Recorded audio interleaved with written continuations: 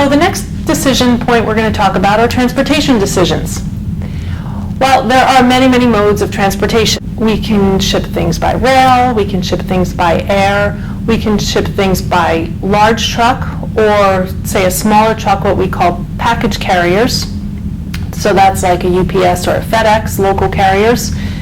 Or we can ship things, some things have to go by pipeline, or maybe it's a global product and it has to go by cargo ship.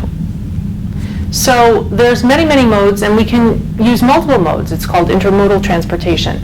So many, many modes of transportation, and what product we're shipping and what our corporate strategy is are going to dictate which modes of transportation that we actually utilize. So one element of our decision regarding transportation are, should we have direct or indirect shipping?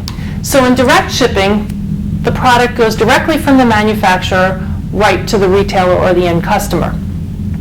In indirect shipping or intermediate shipping, the manufacturer may ship to an intermediary point, say a distribution center, and there could be multiple intermediary points, and that distribution center ships then directly to the retailer. So we need to make the decision, are we trying to be very responsive? Do we want to get the material straight from the manufacturer, maybe by FedEx out to the customer, or do we want to have some intermediate points along the way?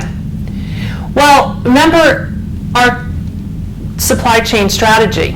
We have to balance out responsiveness with cost and quality. So what is our competitive strategy? Are we trying to be a responsive company?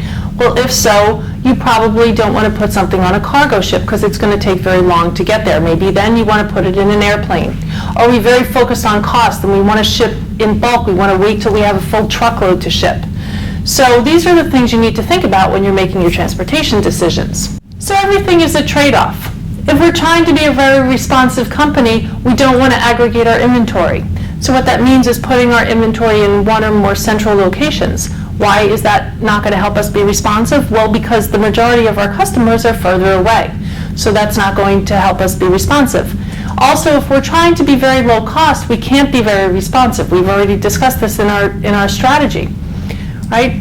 However, if we are trying to be low cost, then maybe we do want to aggregate our inventory because it allows us, as you can see in some inventory models, it allows us to hold less inventory.